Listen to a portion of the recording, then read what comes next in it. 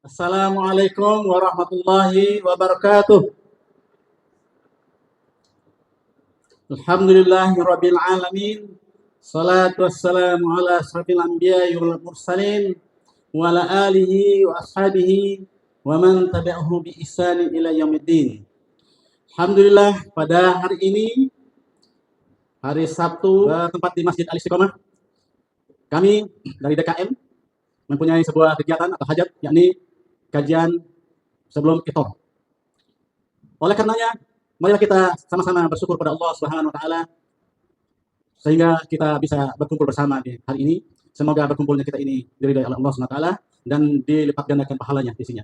Salawat dan salam semoga Allah curahkan pada nabi kita, Nabi Muhammad sallallahu alaihi wasallam beserta keluarganya, para sahabat, para tabi'in, tabi'in, dan semoga Allah menetapkan hati kita selalu mengikuti jejak-jejak Rasulullah SAW, yakni mengikuti Al-Quran dan Sunnah Rasulullah SAW.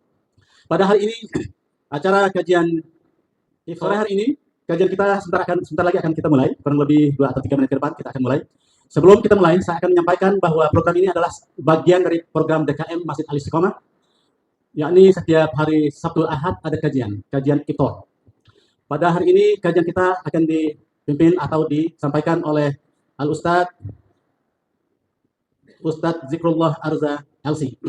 Adapun tema kajian hari ini adalah memaksimalkan pertemuan. Ya, perlu diingat lagi. Nanti tebak isinya apa? Memaksimalkan pertemuan. Terlaksananya acara ini tentu tidak lepas dari usaha kita bersama yang didukung oleh DKM Masjid Al-Istiqomah dan didukung oleh HSI. HSI berbagi, yaitu salah satu programnya adalah program Ramadan 1446. Kemudian acara ini juga didukung oleh atau dilaksanakan oleh Yayasan Mutiara Cahaya Sunnah Rawat. Saya mohon maaf lebih dan kurang. Kepada Bapak Ustadz, waktu dan tempat kami persilakan. Assalamualaikum warahmatullahi wabarakatuh. Salam. Jadi, Bismillah, mohon perhatian. Sekarang Pak Marta telah mengantarkan kajian sore hari ini untuk iftar berbuka. Assalamualaikum warahmatullahi wabarakatuh. Alhamdulillah,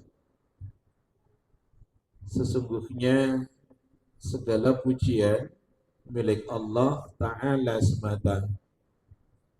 Nahmaduhu wa nasta'inuhu wa nastaghfiruhu wa nastahdihi wa natubu ilaih.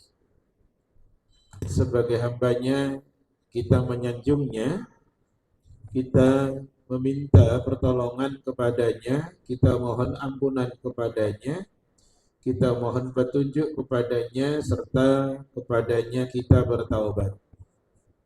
Wa na'udzubillah min syururi anfusina wa sayyiati a'malina. Berlindung kita kepada Allah dari diri yang buruk dan dari segala amal yang buruk pula. May yahdihillahu fala mudhillalah wa may yudlil fala hadiyalah. Barang siapa yang Allah Ta'ala berikan petunjuk, maka tidak ada seorang pun yang dapat menyesatkannya.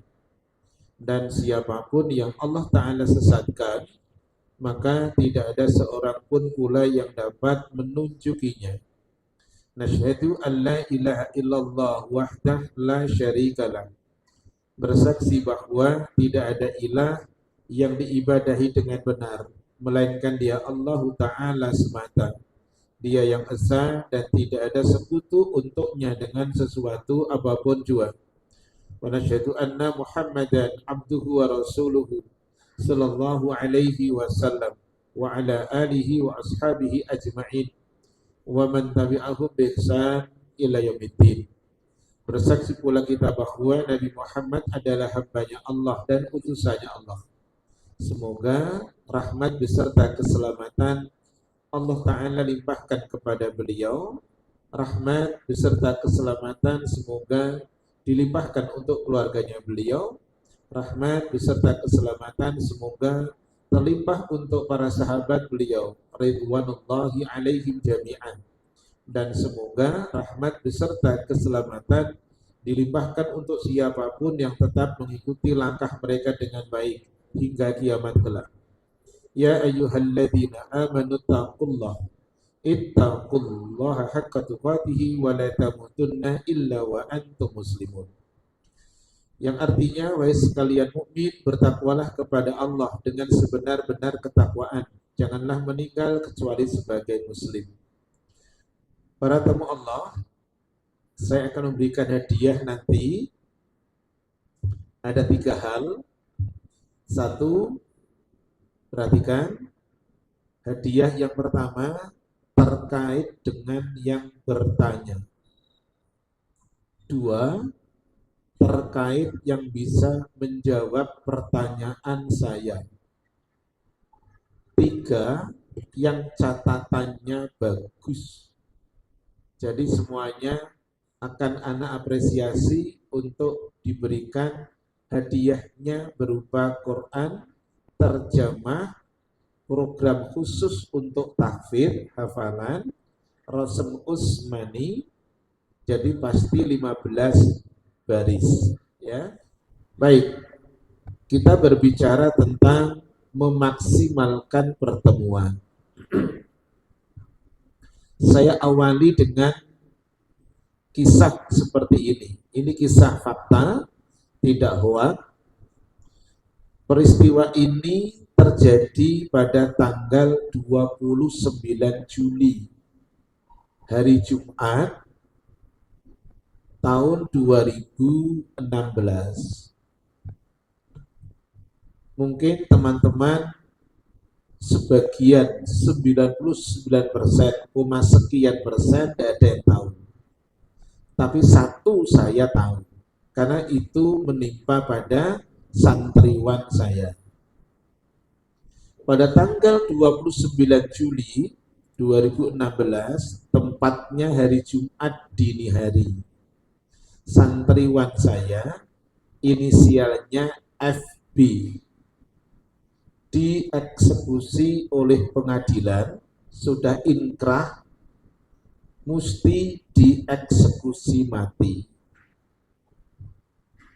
Kejadiannya adalah di hari Jumat itu, dini hari. Siapa dia? FB inisialnya. Kasusnya apa? Narkoba. Di mana Ustadz? Di Lapas Batu Nusa Kambangan. Saya tidak menyebutkan kepanjangannya, tapi saya cukup menyebutkan inisial. FB ini sebelum diputus oleh pengadilan, sudah inkrah, ada kurang lebih jeda waktu sekian beberapa bulan di tahun yang sama. FB ini adalah karena kasusnya besar, mesti ditembak mati oleh kepolisian. Ada 10 anggota kepolisian yang menembak, 9 dengan peluru kosong, 1 dengan peluru tajam. Singkat cerita, FB meninggal. Tetapi yang Anda bicarakan bukan meninggalnya. Sebelum dia meninggal, dia berubah total. Wajahnya yang tadinya tampilnya klimis jadi tidak klimis. Yang tadinya pakaiannya tidak syar'i, celananya tadinya belum syar'i, FB berubah jadi syar'i. Yang tadinya tidak aktivis masjid, dia menjadi aktivis masjid.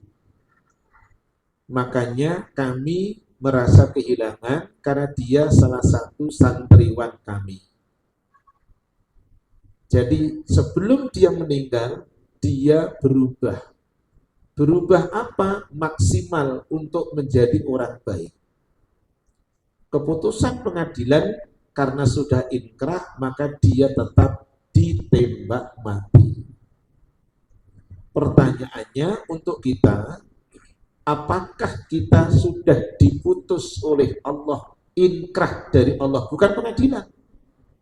Apakah Allah sudah memutuskan inkrahnya untuk kita, bahwa kita pasti akan dieksekusi oleh Allah? Pasti jawabannya. Kapan? Mata, tidak ada yang tahu. Di mana? When? Di mana? Aina? Tidak ada yang tahu. Kaifiyatul mauti, bagaimana Allah menjemput nyawanya, tidak ada yang tahu.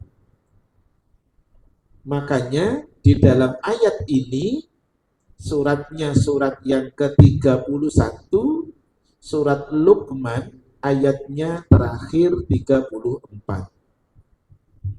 Di dalam ayat itu dibicarakan tentang 5 rahasia Allah. Saya tunjukkan dalil ayatnya. A'udzubillahi minasyaitonirrajim. Innallaha indahu ilmus sa'ah. Sebentar.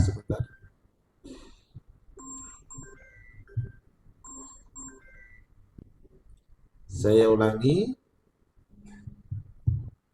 Innallaha indahu ilmus sa'ah. Sesungguhnya Allah di sisi Dia saja pengetahuan tentang kiamat. Kapan terjadinya? Tidak ada yang tahu. Jangankan orang biasa, sekelas Rasulullah SAW, sebagaimana informasi di dalam hadis Arba'in, nomor hadisnya 2. Itu hadis yang berisi tentang pertanyaan yang disampaikan oleh Jibril alaihissalam kepada Rasulullah SAW. Rasul ditanya, apa itu Islam? Dijawab oleh Rasul. Apa itu iman? Dijawab oleh Rasul. Apa itu ihsan? Itu di hadis Arba'in nomor 2 ya. Apa itu ihsan? Rasul menjawab. Tapi ketika Rasul ditanya tentang hari kiamat, beliaunya memberikan jawaban seperti ini. Mal mas'ulu anha bi'a'lama minas sa'ili. Yang artinya yang ditanya tidak lebih tahu dari yang bertanya. Artinya Rasul tidak tahu kapan terjadinya kiamat. Karena itu ghaib. Baik, nomor 2. Wa yunazzilul ghaisa. Allah Ta'ala yang menurunkan hujan. Itu perkara ghaib. Kapan, di mana, hanya Allah yang tahu. Pemerintah punya badan, pemerintah punya lembaga. Badan itu namanya BMKG. Tidak akan valid 100%. Andaikan valid, ucapannya mukmin, qadarullah wa ma syaa fa'ala. Orang mukmin tidak akan mengatakan kebetulan enggak. Andaikan pas, ternyata pas, maka mukmin akan mengucapkan qadarullah wa ma syaa fa'ala. Nomor 3.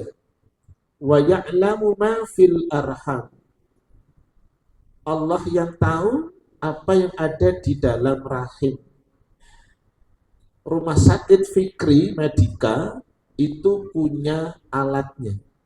Para bidan punya alatnya. Dokter SPOG atau dokter kandungan pasti punya alatnya. Alat itu namanya ultrasonografi. Valid 100%? Tidak.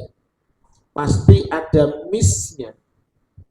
Andaikan pas 100%, mukmin akan mengatakan qadarullah wa ma syaa fa'ala. Ini takdir Allah. Enggak ada kata kebetulan. Nomor 4 di ayat yang 34. Wa ma tadri nafsun madza taksibu ghadan. Enggak ada orang yang tahu apa yang akan terjadi untuk dirinya esok. Hari ini kita di tanggal 22 Ramadan.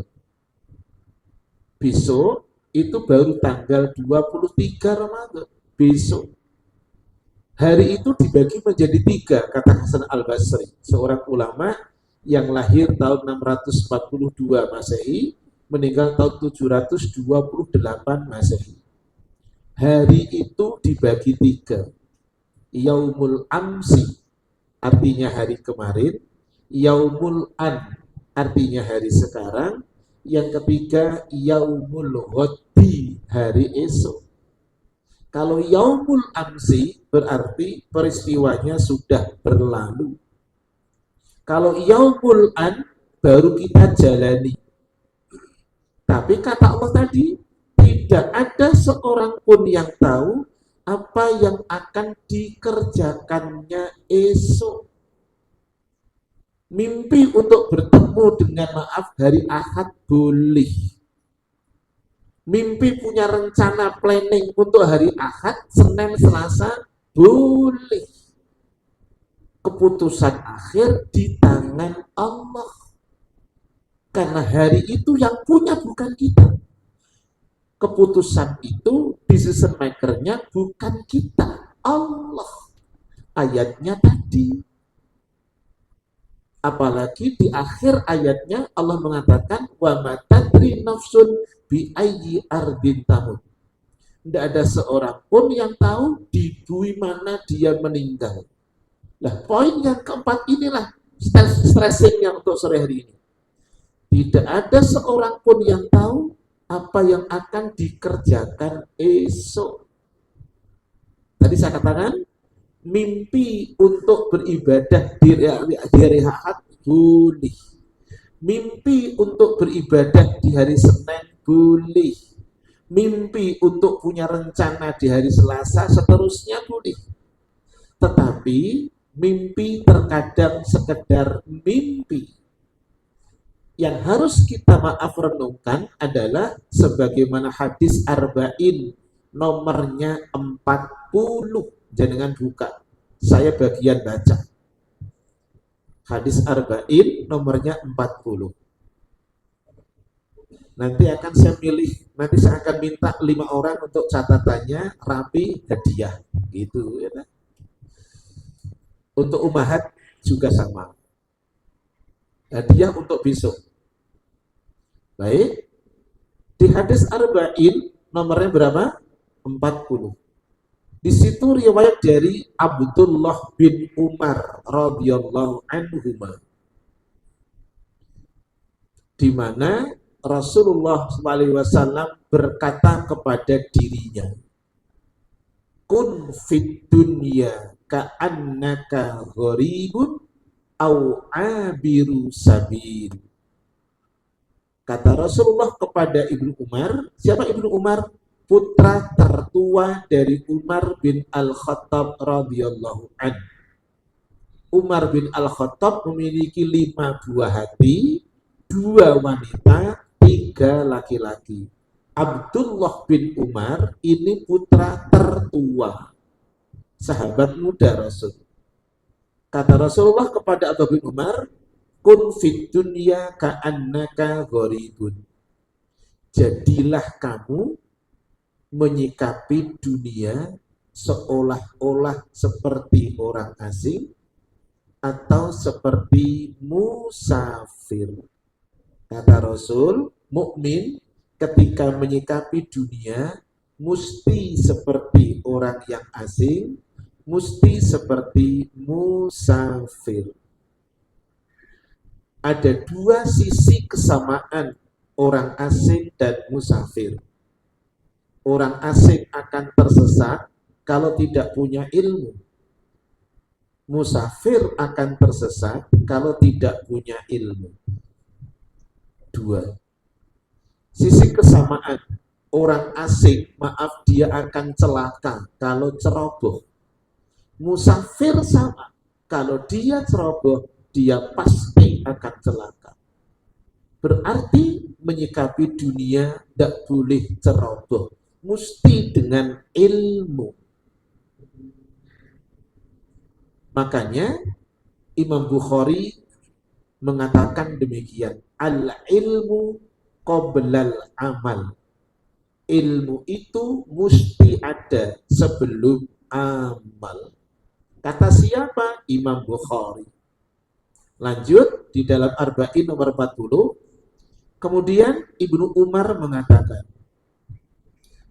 "Idza amsaita fala tantadhiris sobah, wa idza asbahta fala tantadhiril masa."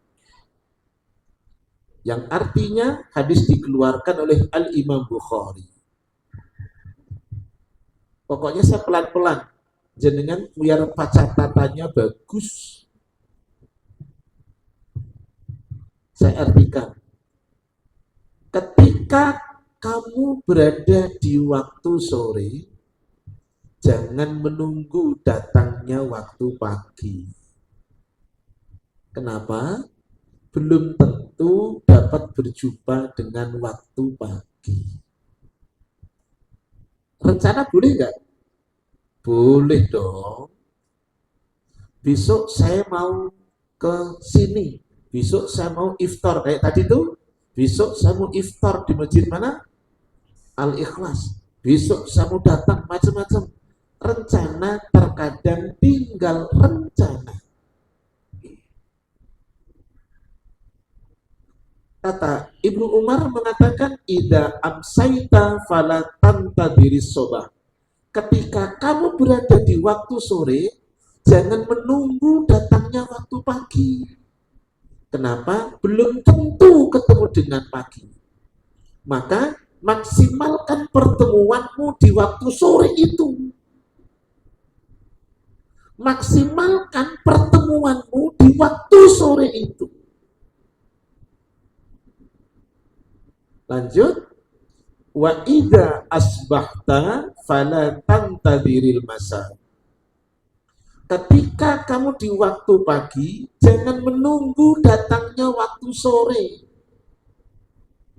Karena belum tentu berjumpa dengan sore. Para tamu Allah, saya punya contoh.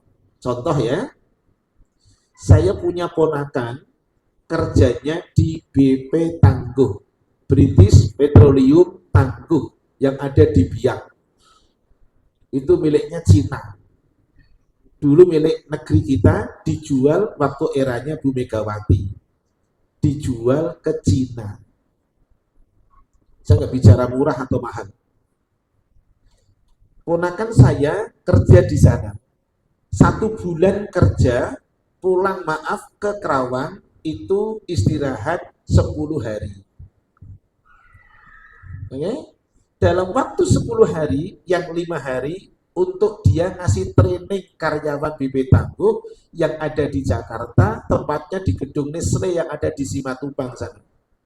Berarti dia berjumpa dengan istri dan anak-anaknya yang 4, berjumpaannya hanya 5 hari. Siapapun orangnya yang lama tidak ketemu dengan sang kekasih, dengan istrinya, dengan suaminya, dengan anaknya, pasti dia akan memaksimalkan pertemuannya itu. Saya ulang, siapapun yang sudah lama tidak ketemu dengan kekasihnya, dengan pasangannya, dengan istrinya, dengan suaminya, dengan anaknya, di saat ada waktu yang sesaat, dia akan gunakan untuk pertemuan secara maksimal. Saya penggiat lapas. Salah satu yang saya isi lapas Karawang. Lapas Karawang itu maaf, warga binaannya over capacity. Orang yang mau jenguk warga binaan dikasih waktu maksimal 15 menit. Tidak boleh lebih dari itu. Nunggunya di luar lapas bisa hampir 1 jam. Ketemu dengan maaf saudaranya yang hari ini ada di dalam cuman 15 menit. Apa yang dilakukan? Memaksimalkan pertemuan. Kenapa? Belum tentu besok bisa berjumpa. Sementara kita sama. Belum tentu kita besok hari Ahad masih dipertemukan dengan Ramadan. Oleh karena itu, salah seorang tabi'in namanya Hasan Al-Basri. Lahir tahun 642 Masehi, meninggal tahun 728 Masehi di Irak meninggalnya. Apa kata beliau? Beliau mengatakan demikian. Ya bena Adam, wahai anak Adam, innama anta ayyamun ma'dudatun. Saya ulang. Hai anak Adam, kamu itu cuma kumpulan beberapa hari yang terhitung. Apa Ustaz maksudnya? Kita buktikan. Manusia itu cuma kumpulan hari yang terhitung. Saya tanya, putra jenengan yang nomor 3 ya, yang terakhir 3 ya, Abror, itu usia berapa tahun? 8 tahun. Ada kata tahun 8 tahun. Putra antum yang nomor 1 usia berapa tahun? 21 tahun. Artinya manusia itu cuma kumpulan beberapa hari yang terhitung. Kata Hasan Al-Basri, kullama dhahaba yaumuka dhahaba ba'duka. Kullama dhahaba yaumuka dhahaba ba'duka. Setiap kali harimu itu hilang, sirna, setiap kali harimu itu pergi, hari mana Ustaz? Hari Jumat sudah pergi, hari Kamis sudah pergi, hari Rabu sudah pergi. Kita sekarang berada di hari Sabtu. Kullama dhahaba yaumuka dhahaba ba'duka. Setiap kali harimu pergi, maka pergi pula sisa umurmu. Setiap kali harimu itu sirna, maka sebagian umurmu juga pergi. Orang terkadang bangga dengan jumlah umur. Berapa usia Bapak sekarang? 67. Berapa usia Bapak sekarang? 68. Seolah-olah saya lebih tua dari dia. Padahal ingat, setiap kali kita melewati hari, dan hari itu sudah kita lewati, berarti sebagian umur kita, sisa umur kita pun juga pergi. Oleh karena itu, salah seorang tabi'in yang lain, namanya Sufyan As-Sawri, rahimahullahu ta'ala. Beliau lahir tahun 614, meninggal tahun 17, meninggal tahun 778 Masehi. Kata beliau mengatakan demikian. Ya bena Adam, wahai anak Adam, iyyaka wat taswif. Hai anak Adam, iyyaka wat taswif. Jangan nunda-nunda amal baik. Hai anak Adam, jangan menunda-nunda amal baik.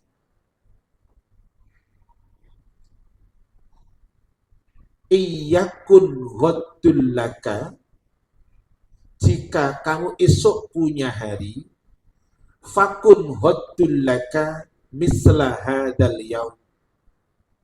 Jika esok kamu diberikan hari oleh Allah, maka kerjakan harimu esok seperti yang kamu kerjakan hari ini.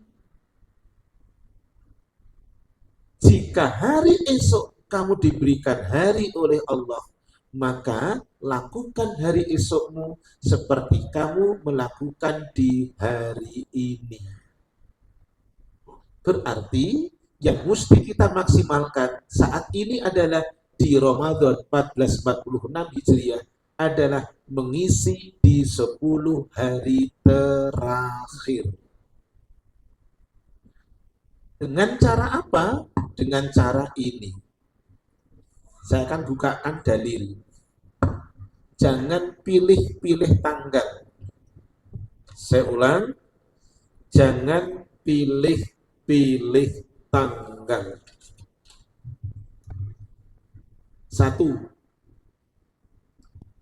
Disampaikan oleh Aisyah, istri beliau, radhiyallahu anha, bahwa Rasulullah SAW beliau bersabda, taharraw lailatal qadri fil witri minal ashril awakhir min Ramadan. Hadis riwayat Al-Imam Bukhari. Carilah oleh kalian malam kemuliaan, bahasa Arabnya Lailatul Qadri, pada al-witr, tanggal ganjil, di 10 hari terakhir di Ramadan. Hadis kedua, beliau sampaikan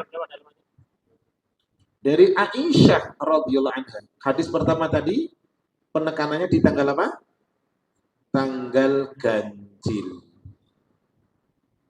Hadis yang kedua dari Aisyah radhiyallahu anha, Rasulullah SAW bersabda,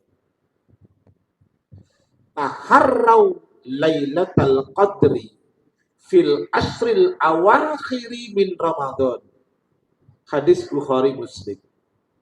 Carilah oleh kalian malam qadar itu di 10 hari terakhir. Berarti di hadis ini tidak ada kata ganjil. Bisa jadi turunnya malam qadar itu pada hari genap. Bisa jadi tanggal ganjil. Secara umum tidak hanya Istiqomah, rata-rata masjidnya penuh nanti malam. Qadarullah malam 23. Mari setelah dengar hadis ini, apakah malam 23 ataukah malam 24, tetap maaf untuk mencari Lailatul Qadar. Apa itu Lailatul Qadar? Syekh Utsaimin mengatakan, disebut Lailatul Qadar karena 2 hal. 1,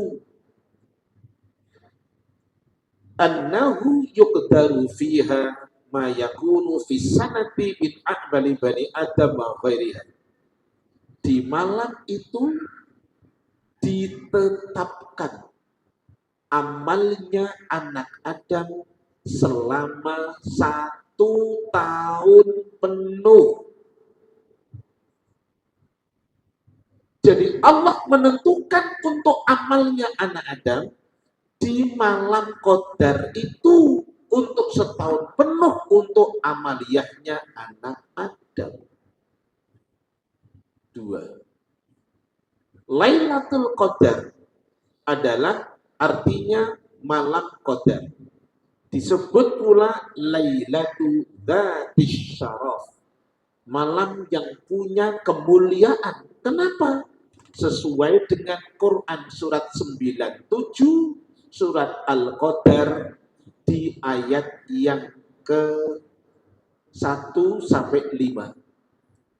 Di dalam ayat itu dikatakan, inna anzalnahu fi lailatul qadri wa ma adraka ma lailatul qadri. Ayat yang ketiga, lailatul qadri khairun min alfi syahrin.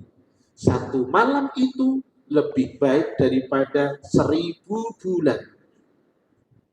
Siapapun bisa mendapatkannya. Pertanyaannya, apakah untuk mendapatkan Lailatul Qadar mesti iktikaf? Tidak. Lailatul Qadar tidak identik dengan iktikaf. Iktikaf upaya untuk menjemput Lailatul Qadar. Lailatul Qadar akan bisa didapatkan untuk mereka pula yang tidak iktikaf. Berarti orang yang halangan tidak ke masjid, wanita, dia tidak mendapatkan Lailatul Qadar. Dia bisa mendapatkan Lailatul Qadar. Dan dikatakan oleh Syekh Utsaimin, Lailatul Qadar hadhil lailatu khussat bi fadliha hadhil ummah. Malam kemuliaan itu hanya dikhususkan untuk umatnya Muhammad. Umat yang dulu tidak mendapatkan Lailatul Qadri. Bagaimana untuk mendapatkan Lailatul Qadri? Di malam-malam Qadar, inilah penting untuk jenengan lakoni. Nanti malam itu malam ke-23. Sehabis Isya, antum tarawih. Ikuti imam sampai witir. Jangan lepas dari imam. Jangan lepas. Setelah dari witir, kemudian antum yang tidur, yang iktikaf di masjid, iktikaf di masjid. Apa iktikaf? Al-labthu fil masjidi biniyati ta'abudi wa taqarrubi ilallahi ta'ala. Iktikaf adalah berdiam diri di masjid dengan niat beribadah dan mendekatkan diri kepada Allah. Yang iktikaf habis tarawih, witir, antum istirahat. Nanti malam di atas jam 12 antum dibangun. Untuk apa? Sholat malam. Tarawih bagian dari sholat malam, witir bagian dari sholat malam, kemudian antum malamnya sholat malam. Sholatul laili masna masna. 2 rakaat. Tidak terhitung, terserah. Sekuat antum untuk sholat malam. Yang habis Isya, tarawih, witir, untuk baca Quran silahkan. Yang tidak akan mendapatkan Lailatul Qadar, habis tarawih, witir, nonton MU, nah itu nggak dapat. Habis tarawih, witir, begadang, main domino, walaupun nggak pakai duit, nggak akan mendapatkan Lailatul Qadar. Berarti Lailatul Qadar dijemput dengan sholat. Dalilnya mana? Hadis Rasul sampaikan, man qoma Lailatul Qadri, orang man qoma Ramadhana imanan wa ihtisaban ghufira lahu ma taqaddama min dhanbi. Hadis Bukhari, Muslim dari Abu Hurairah, siapa yang ibadah pada malam Ramadan, yaitu pada 10 hari terakhir, maka diampuni dosanya yang telah lalu karena iman dan mengharap pahala. Berarti untuk menjemput Lailatul Qadri, satu dengan sholat. Yang kedua dengan tilawah Al-Quran. Dalilnya mana? Dalil hadis. Siapa yang cerita? Ibnu Abbas radhiyallahu anhu. Dia cerita, itu Ibnu Abbas. Siapa Ibnu Abbas? Putra tertua dari Abbas, paman Rasul. Kana an-nabiyyu sallallahu alaihi wasallam ajwadan nas. Nabi itu sosok nabi yang paling manusia, paling pemurah. Wa kana ajwadu ma yakunu fi Ramadan. hina yalqahu Jibril fayudarisuhu al-Qur'an fi kulli lailah. Cerita Ibnu Abbas, Rasul itu di Ramadan, beliau sangat paling pemurah ketika di Ramadan. Setiap malam Jibril menjumpai beliau dan Jibril mengajarkan Al-Quran. Jadi walaupun wanita, ibu-ibu tidak iktikaf di masjid, dia bisa pula di rumah. Menurut madhab Hanafi, wanita boleh iktikaf di rumah musola yang berada di rumahnya. Tapi jumhur ulama menetapkan iktikaf mesti di masjid. Hanya Imam Abu Hanifah saja yang mengatakan iktikaf boleh di musola yang ada di rumahnya bagi wanita. Baik, lanjut baca Quran. Yang ketiga, apa yang dipakai untuk mengisi menjemput Lailatul Qadar? Aisyah cerita, ya Rasul, aro'aita in alimtu ayyu lailatin Lailatul Qadri ma aqulu fiha. Aisyah nanya, ya Rasul, apa pendapat engkau jika saya tahu bahwa malam itu malam Qadar, apa yang mesti aku baca? Perbanyak ini. Antum hafal, jangan dirubah redaksinya. Allahumma, sama-sama, innaka afuun tuhibbul afwa fa'fu anni. Saya ulang, Allahumma innaka afuun tuhibbul afwa fa'fu anni. Itu bacanya, bukan anna. Udah. Kalau ada fa'fu anna, itu namanya merubah dalil. Artinya, ya Allah, Engkau zat yang maha memberi maaf. Engkau suka akan maaf.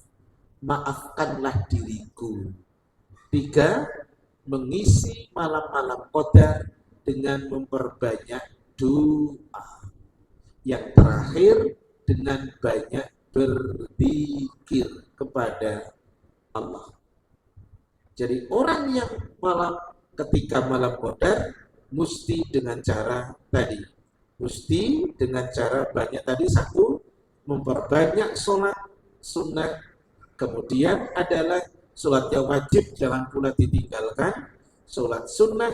Kemudian adalah membaca Al-Quran. Kemudian adalah apa tadi? Banyak berdoa. Allahumma innaka afuun tuhibbul afwa fa'fu anni. Dan yang terakhir adalah banyak berzikir. Selanjutnya, para tamu Allah,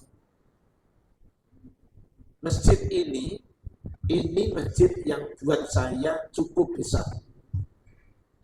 Untuk kedepannya perlu dipikirkan oleh semua pengurus tanpa terkecuali. Biar ada yang iktikaf, baik wanita maupun laki-laki. Iktikaf itu adalah di masjid. Hukumnya sunnah muakkadah, sunat yang ditekankan. Waktunya laisa lahu haddun mahdudun. Waktunya tidak dibatasi. Yang terbaik adalah mengisi malamnya dengan banyak beribadah kepada Allah. Kapan malamnya? Mulainya setelah terbenamnya matahari sampai terbit fajar. Maka di dalam Al-Quran suratnya 97 di ujungnya ayat yang kelima, salamun hiya hatta matla'il fajar. Malam itu adalah malam yang penuh dengan keselamatan hingga terbit fajar. Ini ada pertanyaan ini. Bismillah. Assalamualaikum Ustaz. Waalaikumsalam warahmatullahi wabarakatuh. Saya pernah baca flyer HSI bahwa dibolehkan menantu laki-laki menyerahkan zakatnya kepada mertua. Mantu laki-laki menyerahkan zakatnya kepada mertua orang tua istri. Apakah berlaku sebaliknya, menantu perempuan boleh menyerahkan zakatnya kepada mertua, sedangkan ini dicukupi oleh suami? Kasih yang tanya ini, lihat sini yang tanya perempuan. Ya. Baik, perhatikan semuanya untuk jawabannya. Rumusan dalil zakat itu di surat 9 ayatnya 60. Bahwa bolehkah seorang mantu memberikan zakatnya kepada mertuanya? Jawabannya boleh dan tidak boleh.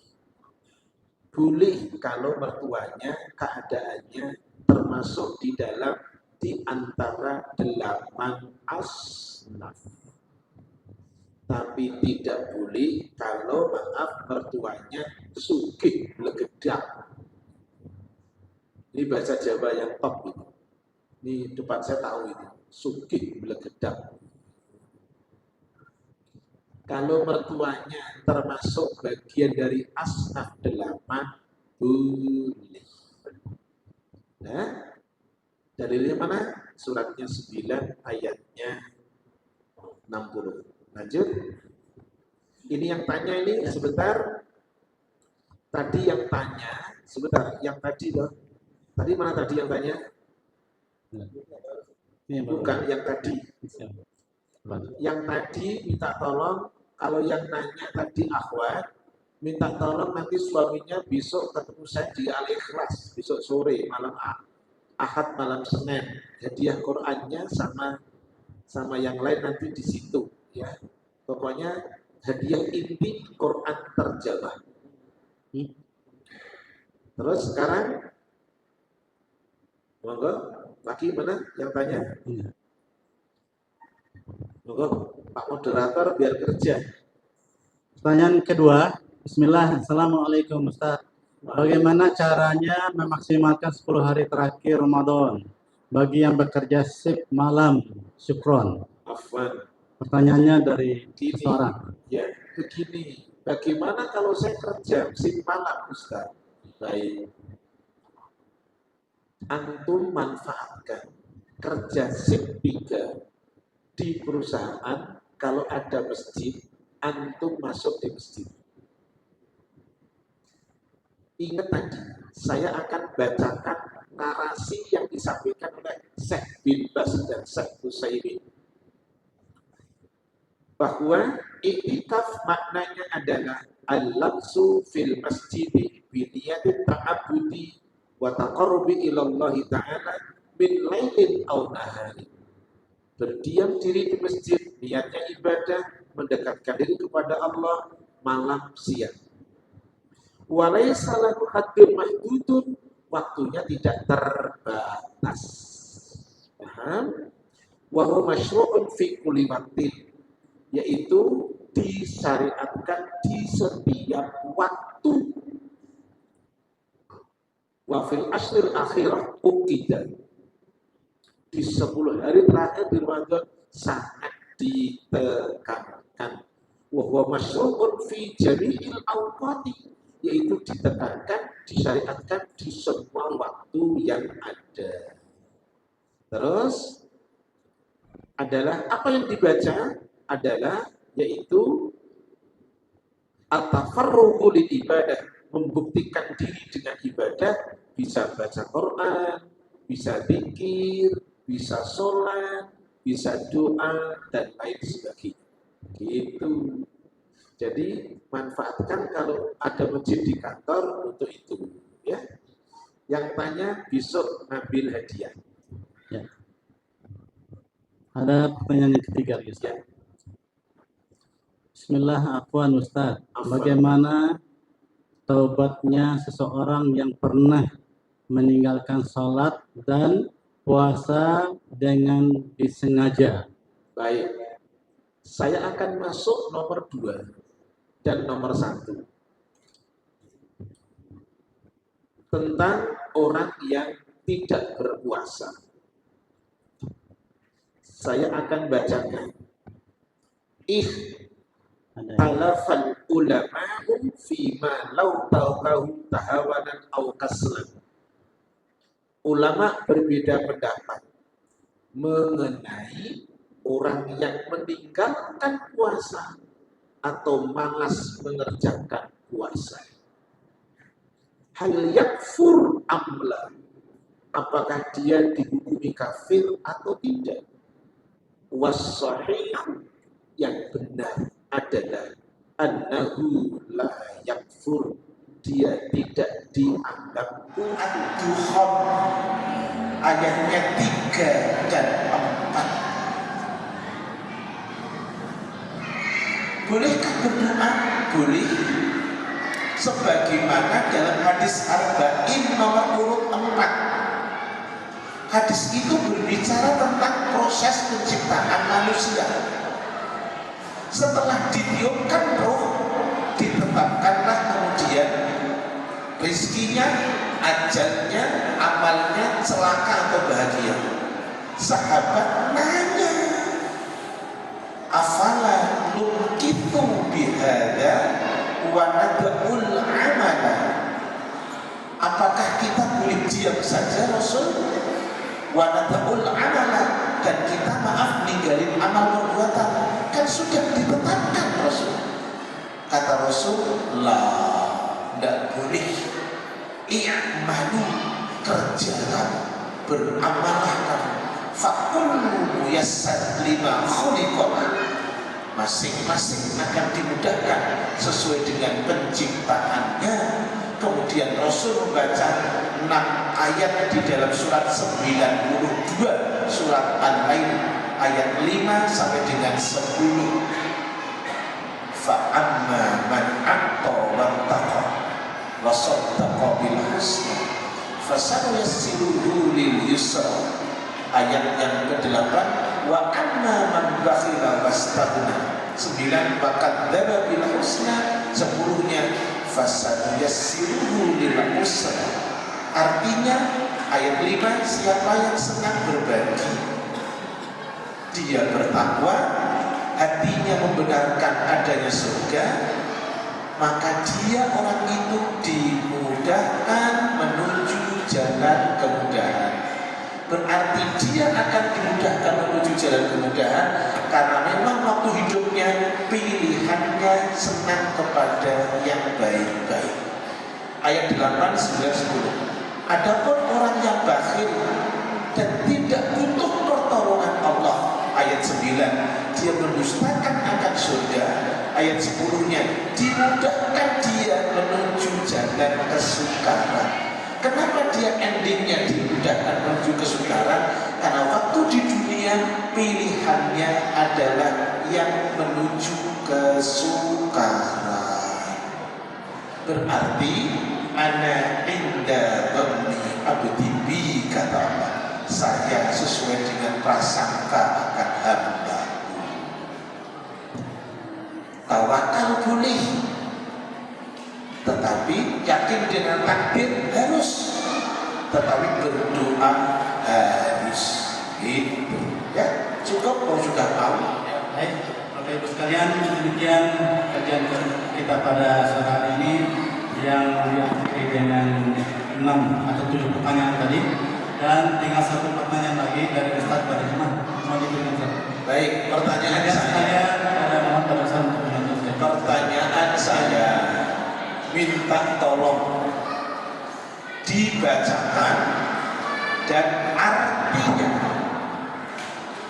Mukaddimah saya tadi itu saya menyebutkan selalu itu. Mukaddimah adalah suratnya surat 3 ayatnya 102. Bacakan ayatnya dan terjemahannya. Hadiahnya Quran dan buku hadis. Oke? Lu enteng kan? Tidak ada peti. Tidak ada ya. Tidak ada. Ada? Silakan. Ini boleh maju. Ayo Pak. Surat 3 102 ayatnya dan terjemahannya. Situ monggo.